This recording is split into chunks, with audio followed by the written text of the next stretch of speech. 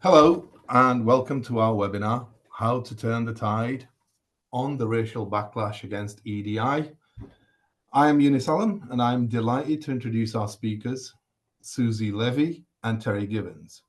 Kalwant Bhopal was also scheduled to be one of our speakers, but unfortunately and due to unforeseen circumstances, she is unable to join us today. This event is hosted by Bristol University Press and will last about an hour.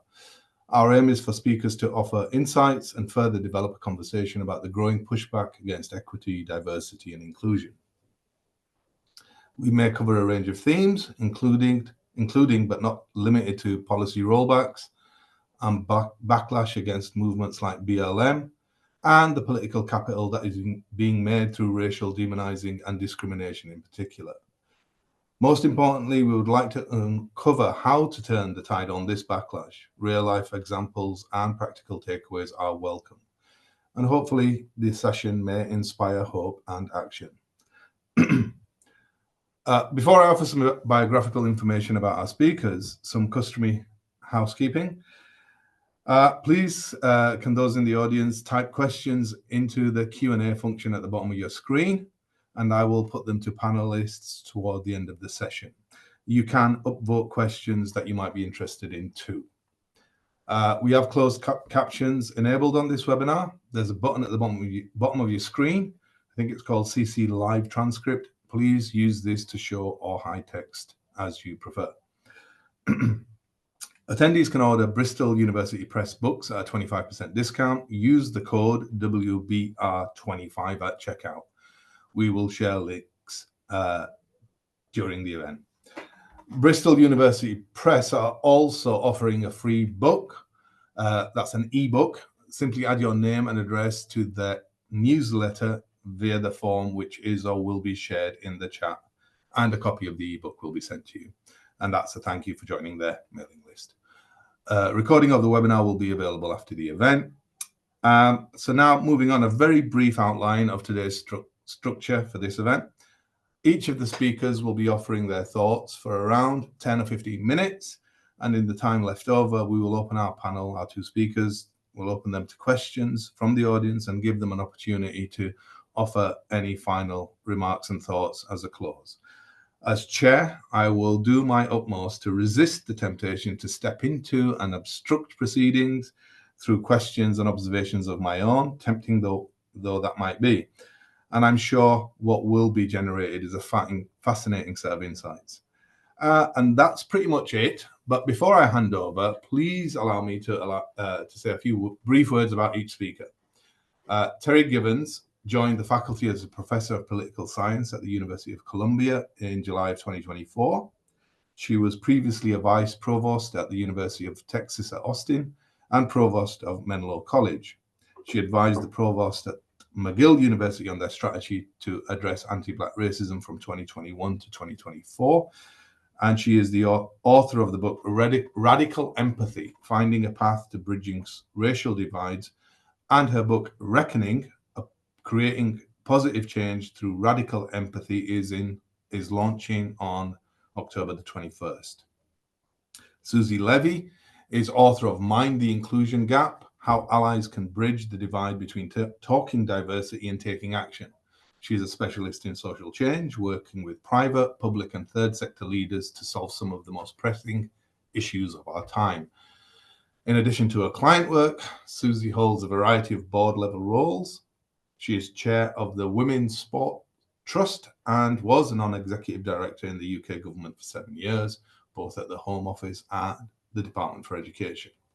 So without any further delay, I am delighted to hand over to Terri Givens, who will speak on matters relevant to the conversation more broadly. Thank you, Terri. Thanks for having me. And I want to mention that I am currently on the campus of the University of British Columbia, which is on the unceded land of the Musqueam Nation. And I want to start off talking about the summer of 2020, because that was kind of a turning point in a variety of directions. And it was the beginning of my start at the McGill University in working on their strategy to address anti-Black racism. But I had started my book, Radical Empathy, even before that, because I had seen that there was were issues going on with the implementation of diversity, equity, and inclusion programs. And one of the problems is that they were seen as these one-off, 1-hour workshops that really weren't having much impact. Excuse me. And the important thing to me was to understand, why were we at this point where we were acknowledging the importance of DEI and that's or EDI, and that it was an important component for places, the workplace, schools, et cetera. But I don't think we really had a good handle on the implementation side of it and how do we really get to change. And so I started with myself and I said, okay, let me really start with my own story and how do I deal with dealing with bias. So the first step for me was just, as I say in radical empathy, you have to be willing to be vulnerable. And it was my own willingness to say, hey, I have bias too. And how do I deal with that bias on a regular basis? And it's really important for us to have that individual acknowledgement of our role in not only dealing with what's external, but with what's internal. And so I felt like a lot of DEI programs weren't doing the internal work or giving people the tools to do the internal work. So radical empathy is really all about helping people start with that internal work to get to the point where you are practicing empathy, being open to the experiences of others, and really ready to create change. Then when I started working at McGill and doing many, many, many talks, I did like I think 70 or 80 in the last few years, talks and workshops around radical empathy. I realized also that we need to understand what are the mechanisms that allow for change. And as I was working at McGill in particular, I realized that this work is both top down and bottom up, right? People had been demanding change at McGill for a long time. But change didn't really happen and come into focus until the top level administration said, oh, yeah, it was the summer of 2020. They were looking at their faculty and saying, oh, my goodness, we only have 12 Black faculty out of 1,700. Something's going wrong here. And so they developed a strategy to address anti-Black racism. They didn't spend a ton of time, doing all the work around having, working groups and so on. They just said, we know what the problem is. We're going to, we need to create change. And so they did work with the Black Faculty Caucus and various, groups around campus to say, how can we address this? And they created a framework. And then I was recruited that fall to join the Faculty of Political Science. And I also agreed to advise the provost. And I agreed to do it because I was very impressed by the fact that they were they weren't just coming up with something out of thin air. They were responding to something. And so, that's kind of the positive side of it. We saw a lot of companies, I do a profile of Intel Corporation, L'Oreal, all these companies were finding ways to create change using both top down and bottom up efforts. But I think the backlash came for a variety of reasons. I think that people were, first of all, I think had already been a backlash to DEI that started many years before. If you go back to the original Trump term, right? People seem to think, oh, there was Black Lives Matter and then a backlash. No, the backlash really began much earlier. And it came with you had the Obama presidency. There was a lot of optimism, and then you had you went when you go from Obama to Trump, you realize there's something going on here, and I think a lot of it has to do with inequality and our unwillingness to acknowledge that this is I mean, a lot of people talk about it, but I do think there is material and economic reasons why people feel like, well, there's too many immigrants. So my areas of research are immigration politics, race. I've studied this in the U.S. and Europe and now Canada, and there really is a material cost that people have felt, but they don't understand the source of that. And so part of the problem is that people, create scapegoats. And the scapegoating, I think, is what has led to a lot of the DEI backlash. But the reality is our communities, our institutions are diverse. I mean, one of if you just look at gender, at the University of British Columbia and almost every other institution I've worked at, it's a 60% female, 40% male. Now, for women, that's a great thing. But as the mother of two sons who have struggled in the gaming and COVID and all the different things that we know are affecting young men, and the whole internet subculture. And by the way, if you're really interested in this, I highly recommend the work of Cynthia Miller Idris.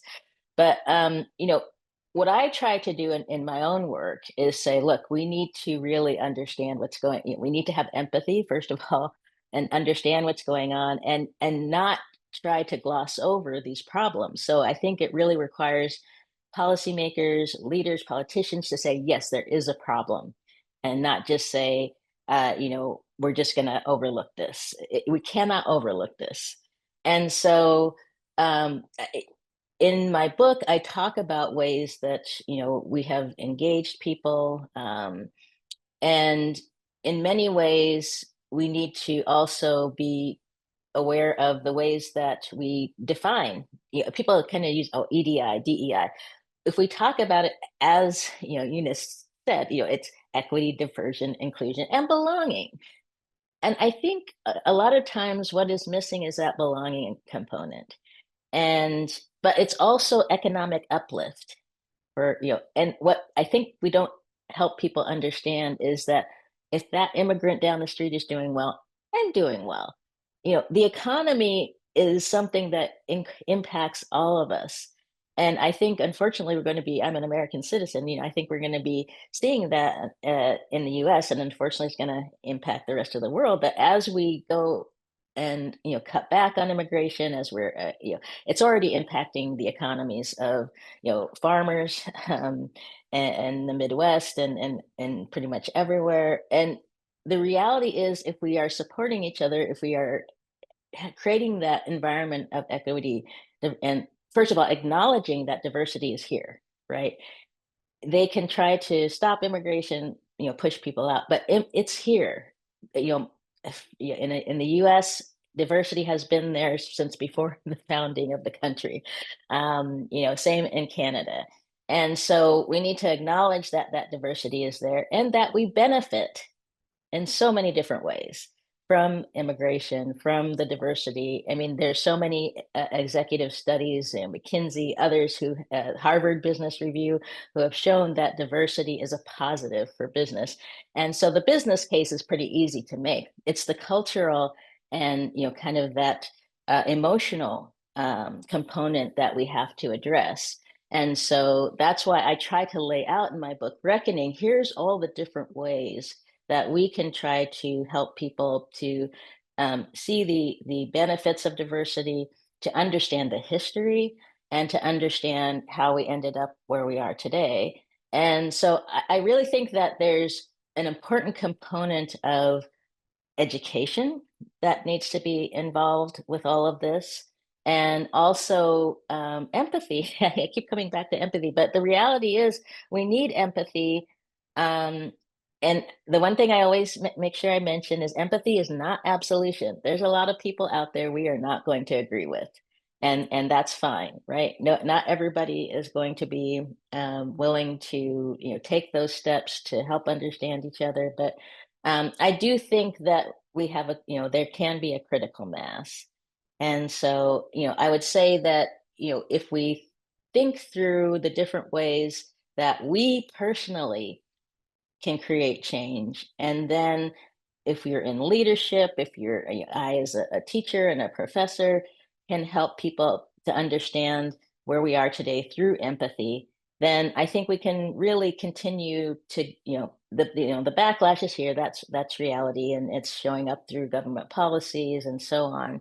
And it's important that those of us who have a voice speak up and say, look, we all believe that, well, hopefully, we all believe that we want to be able to move forward, our countries forward, our communities forward. And I think especially if you bring it down to the community level, if people look around their neighborhoods and try to, connect, then I think that's really the way that we can, find those small steps build up into larger steps.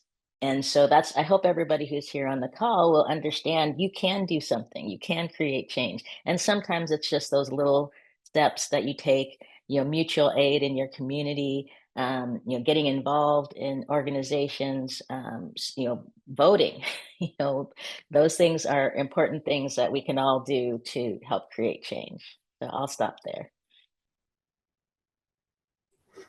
Thank you very much, Terri, for your insights. I think there's quite a lot of provocations, really, in terms of what you've said. And as I promised, and I have to keep my promises these days, I will not interject. There was so much meat for me to chew on there. Almost every sentence there was like, I'm typing away, making notes. So anyway, perhaps a conversation for another time. I will now hand over to Suzy for her thoughts to share with us. Thank you ever so much, Suzy. And again, thank you, Terri. Thank you, Terri, and thank you, Yunis. So I set out to write Mind the Inclusion Gap because I had so many people in my life, including friends, but also in the working world, say, oh, you're so brave, you're so this, you're really focused on inclusion and racial equality in particular. You're so brave as a white person, was the unsaid thing. And I remember being really, really deeply frustrated because I didn't see it as brave. Actually, I see it as pretty essential in the world that we live in. And part of the criteria of being a good leader, a good human being, a good community member. And as Terri was talking about the mistakes that organizations made, I saw a lot of mistake making out there, and some of it was mine and some of it was collective mistake making. So I want to just talk a little bit about those mistakes, because I think part of why we're experiencing the backlash, and it has been growing for quite some time, I would say more than a decade actually, is because of the mistakes we've made and the course correction that we have yet to make on some of those mistakes. So at an individual level, and I'll start with my own failings because I see a lot of people repeat some of the mistakes I made. The whole purpose of writing the book was a collective mistake of mine that I did for decades until I realized what inclusion was and what inclusion wasn't. And that is conflating being a nice human being with being an inclusive human being, because I don't think the two are related at all. In fact, often doubling down on your niceness and being a good egg takes you in the wrong direction, because it makes you want to avoid the controversy or avoid the challenge or see all sides. And to Terri's point, sometimes we are not going to agree on certain things. I think the second bit was, as you rely on niceness, you lack a huge and vast amount of knowledge about what it's like not to be you. And it was actually early in the 2000s when I moved to the UK, I was asked to lead the inclusion agenda. And like many, many companies, they put someone in charge, side of desk, who has no idea what they're doing. And the mistakes then begin. And the first mistake I made, and every mistake led to a lesson quite quickly and a skill as I flipped it and learned what I had done. The first mistake I made was actually with my LGBT community, but it relates here to what we're talking about in terms of race. And our LGBT network came to me and said they wanted to run an authentic gay leadership program. And I said, no, we're not going to run programs for specific groups. You will do one leadership thing. And they managed to convince me, because it turns out I'm a sucker for a deal. They brought me a half-price course a week later, and I said yes. And they said, but we'd like you to be in the room because we think you have some learning to do. And I remember going, who, me, what? And actually somewhere in the middle of day 2 of a course where 15 colleagues who were gay, lesbian, or bisexual, 12 were out at work and 3 were not. I heard them sharing their stories of coming out over and over and over again. And I realized that out wasn't one moment in time. That out was not in the past. It wasn't the day you told your mom and dad, your best friends. It was actually every moment in the future, every new team, every new dinner, every new holiday, every new high street, every new place you go, that you had enough physical safety and psychological safety to be yourself. And in that moment, it was a huge turning point for me, because I realized I had no idea what inclusion was, because I'd staffed 40, 50 teams, and I'd never been overtly inclusive of the LGBT community and the coming out experience. But out isn't just a gay thing. Being able to be yourself isn't just sexual orientation. And as I started to lean into my lack of understanding, I could see the volume of editing that my LGBT colleagues were doing until they could be out, the way in which they were having to morph themselves to a powerful norm. And that term editing is used in LGBT world, but actually when we look at racial inclusion, it's covering and code switching. It's editing yourself to a powerful white norm rather than a powerful heterosexual norm. Or you might have a powerful masculine norm where women are having to edit themselves into that powerful masculine norm.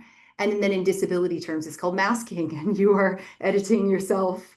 And suddenly I realized that there were huge adaptations being made by individuals of difference. And the farther you were from the powerful norm, the higher the probability that you were having to edit something significant of yourself away. And I had a colleague at the time who said to me, you know, as a Black woman coming into our workplace, it's like an itchy wool sweater, Suzy. I am desperate to go home and take it off because of the volume of change I'm having to do to fit into the norms around here. And quite frankly, I know you're not ready to value me as an entity, as a culture, as an organization, if I brought my quote whole self to work. So that first mistake of assuming out was in the past. The second mistake of not understanding the volume that colleagues and friends were having to morph themselves and the impact of that editing and covering and code switching was having on energy, on relationships.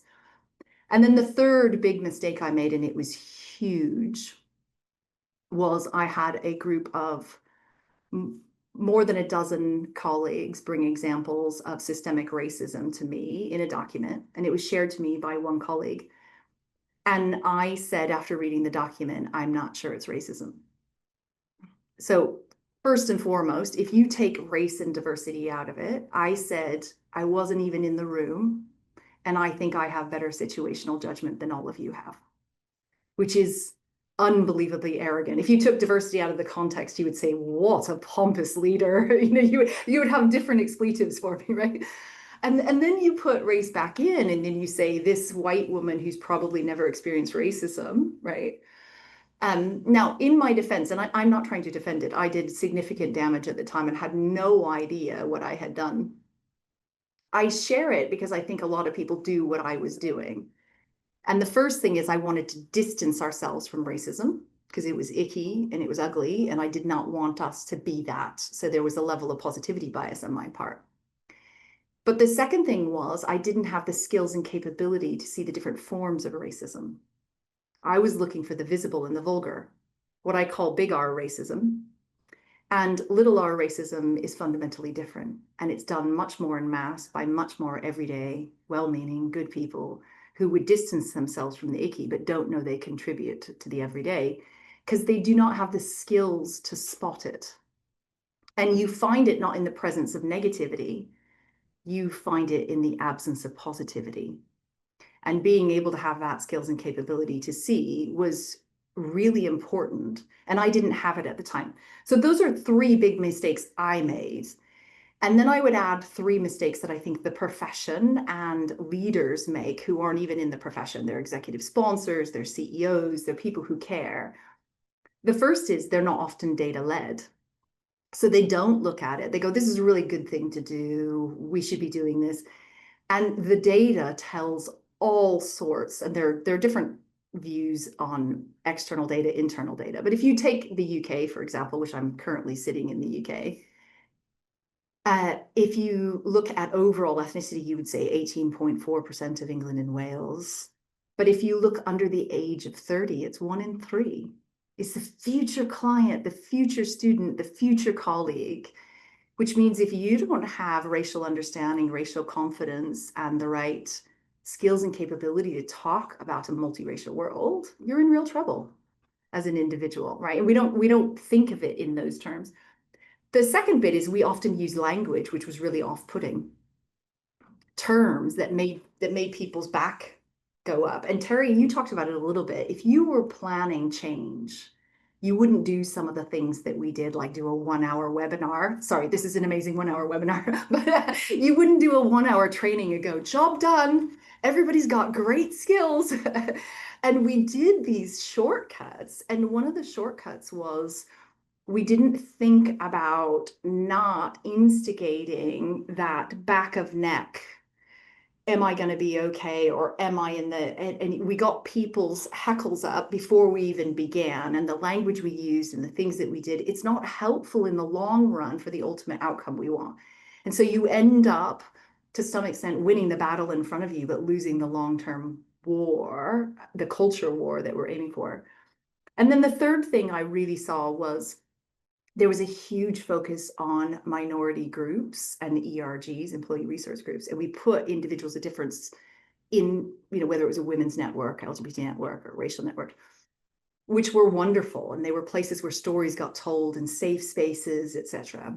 But minorities cannot change the outcomes in the future. The individuals, by the sheer nature of it, who have the power, sit in the majority. And we didn't invite them in or even ask them in on a one-to-one level, saying, I need you there, you for me for you, together in mass, to take them on the journey so they could see their role and they could see the change that they needed to go on. So 80-90% of our time, energy, budgets was minorities in a room.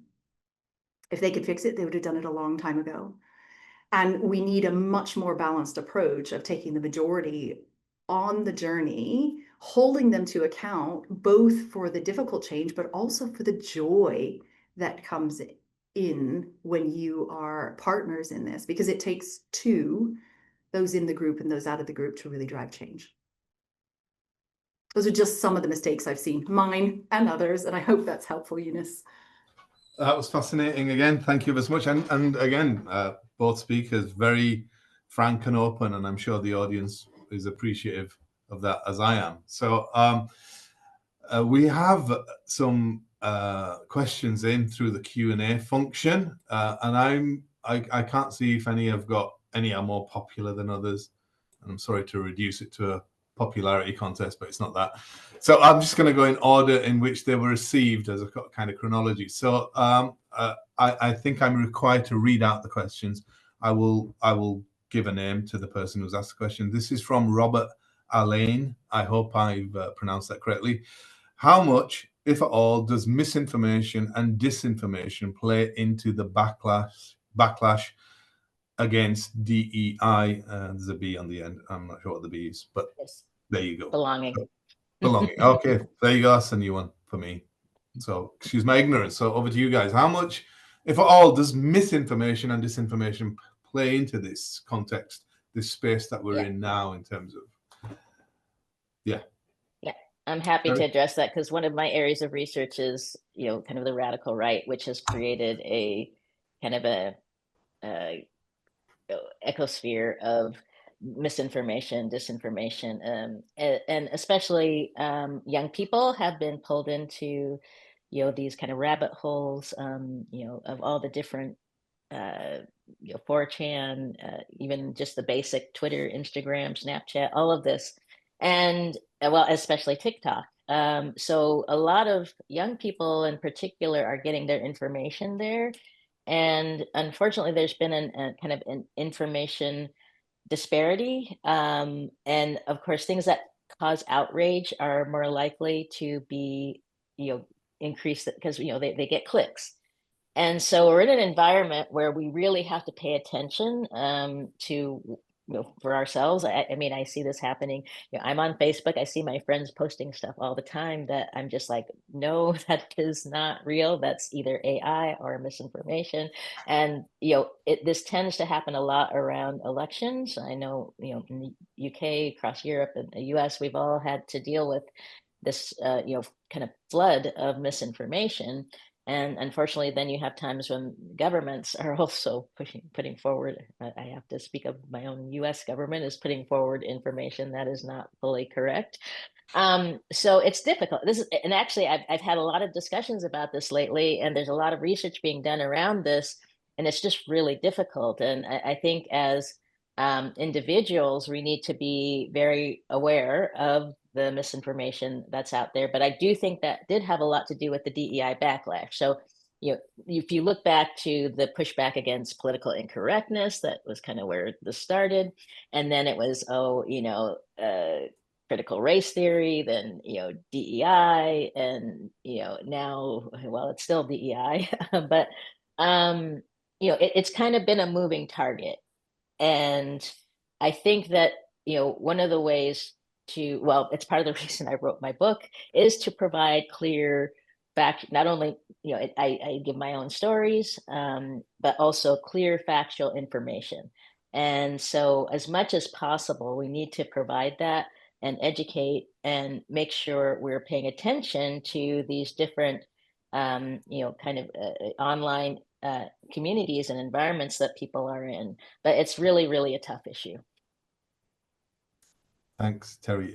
Suzy, do you have a response? I would just say that it's not just DEI, right? If you look at the misinformation that's out there on so many things in social media and in news, right? News outlets that lean in one direction or the other direction, and so they pick and choose their facts. I think it looks a little bit different in organizations. I think we have an ability to tell more of our own story truthfully with our own data about our own colleagues, whether we're achieving proportional outcomes in the things that we're doing in the major moments of opportunity in the workplace, like in recruiting, performance management, etc.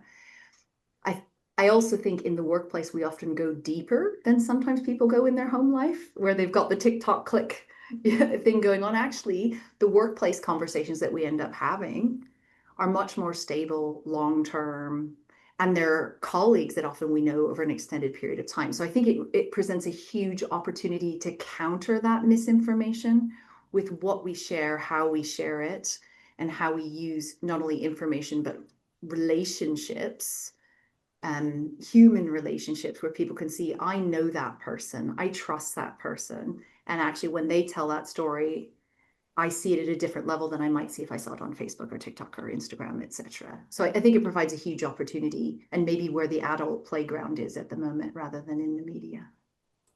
Just one quick follow-up to that is that this issue of trust is, that's one of the things I say as the 6 steps to radical empathy is building trust. So thanks for mentioning that, Suzy. It's really building trust and developing relationships is really a key component of this. Okay, thank you. Again, I'm just going to go in order, if that's all right. So this is a question from Graciano Suarez. I'm not sure, again, if that's the correct pronunciation. Apologies if not. This is the question, but isn't the issue that it's not teachers and leaders or left-wing politicians that have been discredited by the white working class manipulation? Interpret that as you will. I can read it out again if you like. I don't know if you guys have got access to the Q&A bit. Yeah, so, but isn't the issue that it's not teachers and leaders or left-wing politicians that have been discredited by the white working class manipulation? I'm not sure if either of you guys said that. No, I'm not sure what the question is getting at. Okay, I have a similar view as your own. So if you would like to clarify, Graciano, please go ahead. Yeah, I'm to some extent not sure, really. So I don't think it'd be fair to ask you a question in this context. Yeah. We'll move on for now to Penny Rabidger. And it's a question explicitly addressed to you, Terry, to Terri Givens. How do you reconcile the business case for diversity, and that phrase is in quotation marks, with an anti-racism stance that identifies racism as absolutely rooted in racial capitalism? In other words, should we be pushing an agenda that says diversity is good for the accumulation of wealth by the owners and controllers of the means of production? So I would interpret that as a slightly Marxist oriented question. Yes.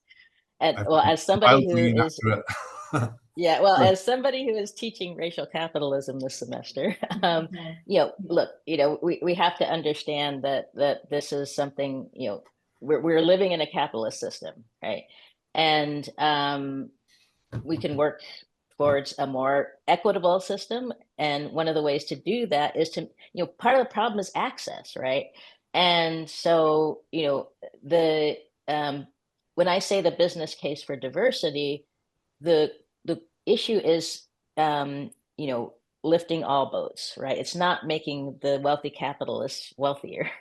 Unfortunately, the system we're in often does that. That's the end result. But that's a whole different fight. I think what we're focusing on right now is how do we allow people to have access so that they can actually make a living. We know that a lot of people, I don't know the exact numbers, but a lot of people aren't making enough to get by, right? In the US, we have a large homeless population, et cetera. And unfortunately, I show the data in my book that, the people who are being hurt by that most are, newer immigrants, people of color, and if you look at, and the problem I have, and it comes back to that previous question, when we say working class, there's an inherent white in front of it, right? And this is why I get frustrated with a lot of politicians who say, oh, we need to help the working class. Well, I don't know the exact numbers, but the vast majority of people of color, of people of immigrant background are part of the working class, right? That's just the norm. And so I would say that that as our diversity is growing, it's not like it's going to decline, and we need to make sure our systems are not set up for the failure of people who are being discriminated against just because of their skin color or their immigration background or their religion, whatever it may be, because we are diminishing all of us when we do that. And that's what these business cases are trying to say is, if we are not lifting up people, giving them access, making sure they get the appropriate level of education, that is a negative for all of us. And, if true, market would say, we want everybody's talents, right? And we're missing out on so much talent. Just one immigration policy that drives me crazy is, this happens in the US and Canada. We bring people in, they may have doctorates, and they end up driving Uber, Right. And we are desperate for doctors and nurses and people who have high level skills, and yet we aren't giving them the work visas they need to be working in jobs where we desperately need those people. So I'll end it there. I don't know, Suzy, if you want to chime in. Thanks. I would just add one small thing, which is I think there is an assumption of that it's and this is kind of a merge of both questions. I know the first question wasn't entirely clear, but I think it's an assumption of it's either this group or that group, right? It's either those billionaires or capitalist society or helping the working class. And actually, I'm not sure it's that binary. I think there is room for an and here in many, many scenarios where we don't have to pit one group against each other. But it requires a level of slowing down and reframing and thoughtfulness that sometimes we do not afford ourselves for. So if you look at the politicization, it is driven around the idea of zero sum. It's either them or you. So I'm choosing you, right? As opposed to we all benefit from, which is I think what Terry's talking about when you're lifting all boats. Economically, we all benefit from a stable society. Economically, we all benefit from individuals participating. But tell that to someone who's struggling to buy groceries because inflation is really, really high. It's very hard. I think we have more often than not, we have to bring the conversation back to what's the best case and scenario, as opposed to are we all fighting for the same portion of a singular pie? Yeah. Again, I'm struggling really to keep my mouth shut. So I will soldier on because there's too, Yunis. You can I want to stay kind of not impartial exactly, but I don't want to intervene too much. But there's a very interesting, relevant, pertinent question next from John Tomlinson, who asks root causes and symptoms. Interested in views around this for guiding action. I have a follow on, but I'm gonna stop. So yeah, what do you guys think are, well, how can you identify root causes and what do those causes look like? And how can we seek to sort of resolve them in terms of actions or processes or whatever? And I'd be interested, so this is part of my kind of add-on crowbar questioning, kind of. How effective and how well equipped is DEI or EDI initiatives, whether there's like those are units in organizations, whether it's a sense of that within an organization's mission or identity. How well equipped is the DEI industry sector to deal with this? Is it?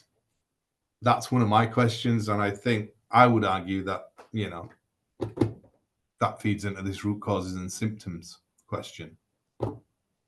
So either one of you, Suzy, do you want to go first this time? I'll start with your question, because I want to make sure, John, if you could say, do you mean root causes and symptoms of the backlash? I think it's of backlash, and that's how I would answer it.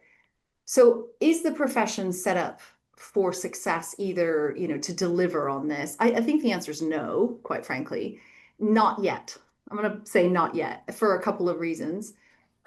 First and foremost, it didn't exist as a profession until 10, 15, 20 years ago. And often I come across companies who've never even, they're just starting now. Believe it, I'm always flabbergasted that they're just starting now. Like, really? Seriously? I think the second bit is, from a talent perspective, again, if you took away the word inclusion and diversity and said, we're going to make our organization digital, you wouldn't give the chief digital officer to someone who was really good at gaming at home and said, I'm really good at gaming. Or the profession of it right now often is given to the most junior resource who sits in a diverse group who gives a damn. So it's not their fault, right? It's not fair. You're not set up for success. I think we need more gray-haired individuals who understand the organization, its purpose, its capital structure, you know, who its customers are, where it makes its money, or why it even exists, whether it's a capital organization or not, but its purpose, that have been around the block a little bit and know how to architect really thoughtful change for the organization. And I think there are too many senior leaders who distance themselves. They go, I'm not in the group, ergo I can't represent inclusion and diversity, so I'm just going to back away here. And you need a combination of both, right? But if you put all the heavy lifting on individuals who are fairly junior in their career and do not have the political capital or the long-term understanding of how to shift things, it's simply not fair, and you aren't set up for success. The second bit is, it's not all on the DEI team. This is a fundamental skill. Like, diversity is not going away. Terri said it's growing. It is growing. If we look at it, the interconnected and diverse nature of our world, I'm sorry, you don't get to put Pandora back in the box. So the question is, how do we equip every single leader with the skills and capability to really behave in an inclusive way, deliver belonging, despite the vast amounts of diversity that they were never trained on? There was no course on this when I went to uni. There is now. I want to take your course, Terri. But you've got all these senior leaders who distance, and junior individuals who do an amazing, amazing job. And we're starting to see an emergence of the more senior leader in this space, but it's only recently. So not yet is my answer, but I think, like all things, it's absolutely solvable, and we will build that talent pool. We'll have to, in order to get out of the mess we currently find ourselves in.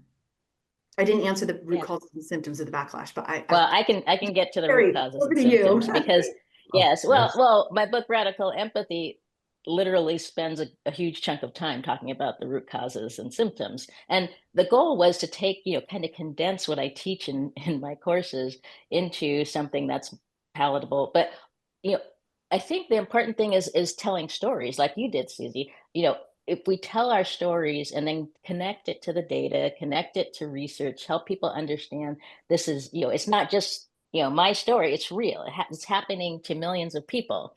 And so that's one component of it. And understanding the reason we talk about, you know, critical race theory connects it to the fact that this is systemic. It's not that, you know, my boss said this job was particularly racist. It's that the system is set up in a way that made it, you know, more difficult for somebody who looks like me to be successful, right? And so we have to understand that aspect of it. But then in terms of, you know, our ability to do this work, yes, a big part of the problem was too many people were getting into this work because of you know, their lived experience.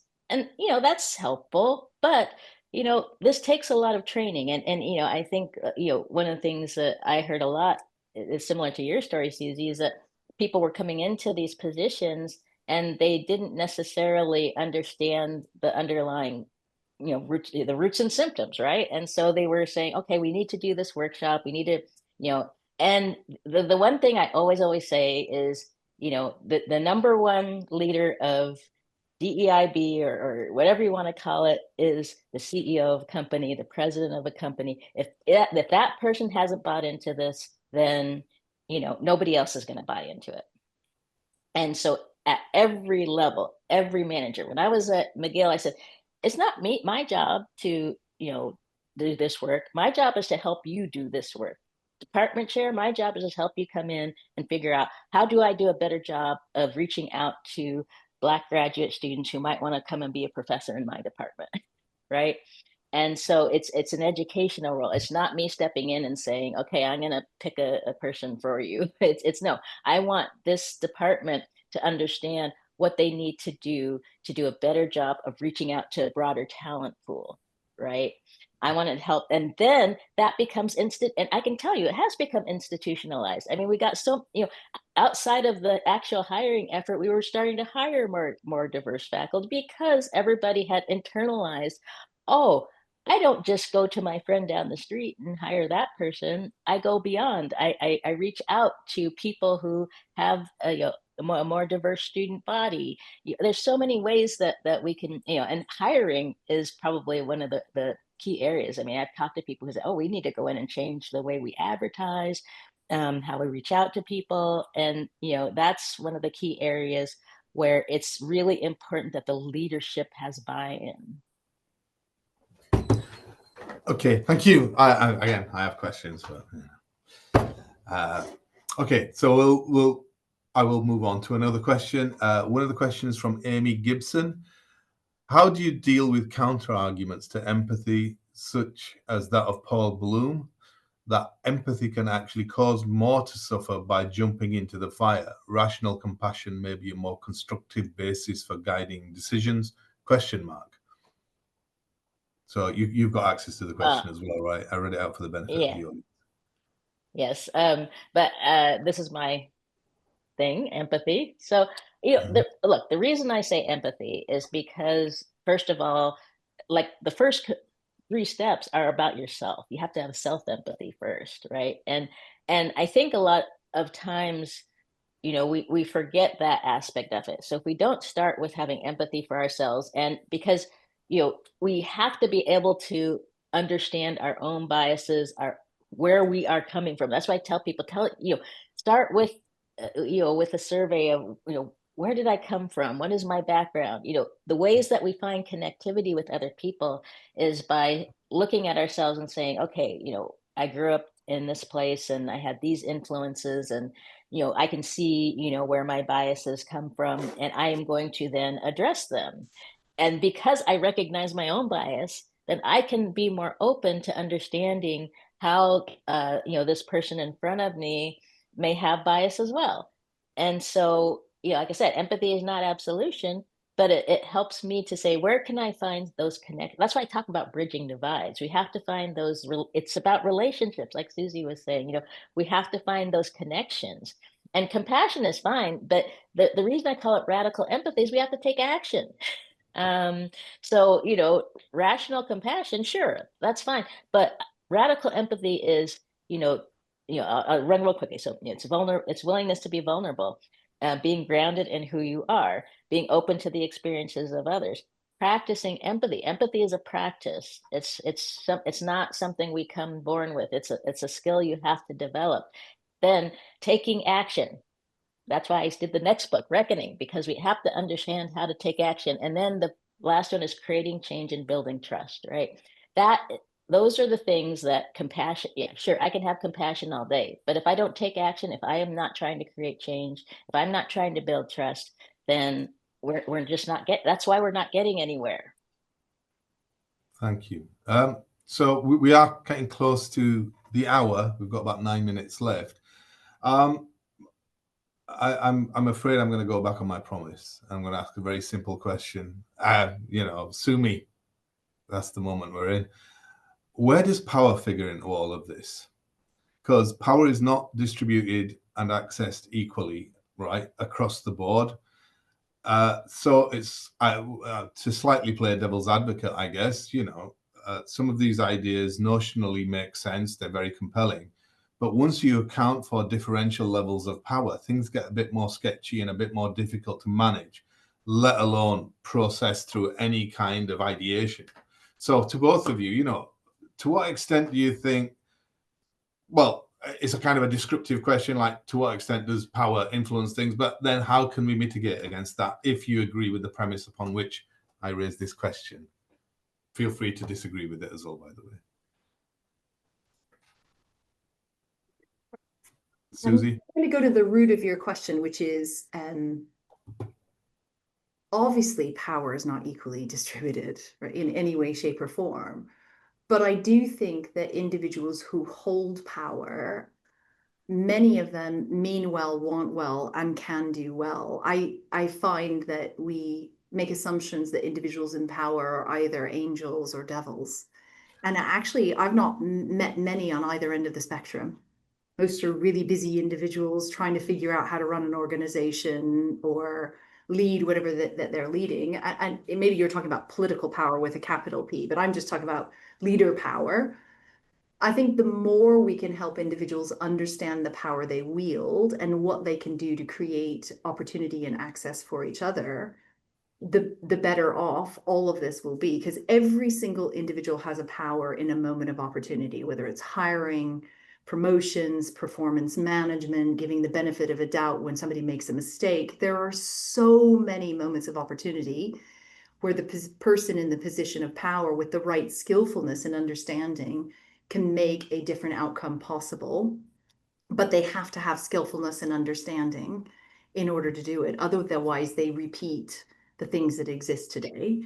Terri talked earlier about relationships, and one of the things I've come to learn over the last few decades is that relationships, I don't believe, are forming at the same level of intimacy and affinity across diversity boundaries.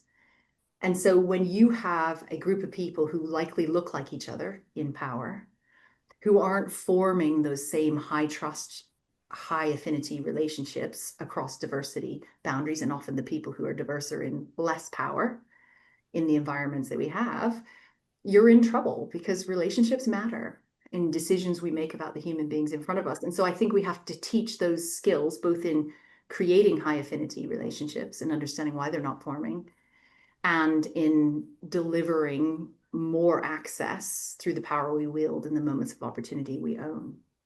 Sure. Yeah, I was also sort of referring to more banal manifestations of power, ordinary power, if you like. And there are, depending on what your background is, what you look like, frankly, that elicits corresponding levels of power. And without wishing to sort of offend anybody, and it's surprising that I'm even having to say that, but whiteness enables certain degrees of privilege. And some of that privilege can then be elicited as a behavioral repertoire. And, from there we get all sorts of things, some of them good, some of them bad. I completely agree with you, that nice people, in effect, can be racist too, right? That's kind of where we're at. However, I think one of the real big challenges is about, performativity. And I can't remember which one of you guys said it, but, data is really important, as are accountability, right? In Terri's and my sector, in the HE sector, all sorts of promises are made all the time across the board. And what happens when those promises are not delivered? Nothing, really. You asked a question earlier about the capability of inclusion and diversity leads. And I think if we step back and say the capability around inclusion and diversity, and the shortcuts that leaders made, where they made big promises and then delivered very little. It's sort of like saying we believe in health and well-being, and by the way, there's a yoga class next Thursday and there's an apple basket or whatever, and you're like, seriously, health and well-being, I'm working 70 hours a week. So we have to fundamentally look at what leaders own and shape when it comes to delivering on those promises and hold them not only to account, but build their capability to deliver significant change. And we haven't invested enough in that as well. Thank you. We've got time for one more question, I think. So actually, if you don't mind, Sure, I go have ahead, to, Terri. I have Would you like to I have a interject? response. Yeah, I have a Go for response it. that I think can address several of the questions. I've been looking at the questions, and so Oh, one of the things is so performativity was actually mentioned in one of the questions, and yes, I do think performative DEI is a problem, but sometimes it does have a little bit of impact because at least it gets people thinking about it. And then another question is, how, basically, how do we deal with this backlash, especially in places like the U.S. where universities are just wholesale deleting websites, firing people. I have friends who have been fired from their jobs or let go. And I think the important thing is this is where the community comes in. This is where we have to create communities where we have to, and I've been doing that in various ways, but to really say, to reach out. And when you have that privilege, if you're an ally, you need to be stepping in and saying, how can I help you? And, we always say, nothing for us without us, but we need our allies to come in and say, what can we do? How can we help? And that's where the privilege and the power component comes in. I'm very privileged to be a high-ranking, Black woman in a very powerful institution, and I'm still kind of, I did a lot of work at McGill that helped to create change. You can read my book Reckoning because I talk about a lot of the different initiatives I've also been involved in, and the ways that. So I mean, I guess that my answer is, um, you know, read the books. We provide a okay. lot of information there, but also reach out to us. We're on LinkedIn. Reach out to us. I mean, I see a lot of questions I'd be happy to answer. Reach out to me on LinkedIn or on my website or via email. And it's really critical that people with privilege and power who are allies are willing to step up and say, this is why I'm talking about taking action. This is what, reckoning and creating change is all about. Thank you. I think we can risk one question. Apologies, you've kind of skirted over it already or mentioned it. Just to kind of bring us up to the full hour, how would or could you approach family members who seem to be promoting the right-wing rhetoric, for example, through reposting social media posts, attending protests, making anti-trans comments, when you feel so shocked and hurt by what seem to be new beliefs for them? How would you, so this is maybe, I don't know, a bit of family help or something, support. How would you respond to your family members or probably close friends who seem to be holding diametrically opposite views to your own around this stuff? So I've been there with this one. I have some Okay. members where we don't have the same agreement, as well as friends from, and you can probably hear from my accent, I'm originally from the US. I have taken different approaches with different people, depending on the context. Some I have, when I've seen a post, I have messaged them directly and said, seen your post. I'd love to share my views because that's not my experience. And actually, for example, the trans individuals that I know, there's some real challenges that they're facing, and I'd love to be able to share those with you, right? And I've had really good receipt of those offline messages to people saying, I'll take you up on the coffee. But those are people who I saw an opening with. I didn't like what they were posting, but I offered a private, I'd really like to talk to you about what I see and open a discourse here. I've also been in moments where words were used and things were said that are just not okay. And I have had to say to family members, that may be your view, but not around me. And if you want a relationship with me, knock it off. Your choice. The relationship is there and it's open, but there are boundaries and you've crossed one. And that has actually worked very, very well in terms of the boundary is there and it's very clear, and it's someone who I share blood with and I'm very close with, right? But I think it depends on the situation and what you want as an outcome. And sometimes I think you need to be hard and firm. And in other times, I think you can offer a little bit more softness and privacy. You're going to have to read it. It's not easy. I'll just put that out there. It is not easy.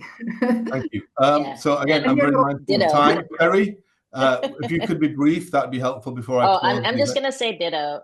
You know, I agree. It's very contextual. I can't tell you, you know, there's no one answer. So look at the context, and I think Suzy gave some really good I think the advice. point is it needs to be somehow addressed that you're comfortable with. Anyway, I would really like to thank both our speakers for an amazing set of insights. I'd also like to take this opportunity to thank Bristol University Press for hosting this webinar. Thanks especially to Catherine King and Bahar Malik for supporting.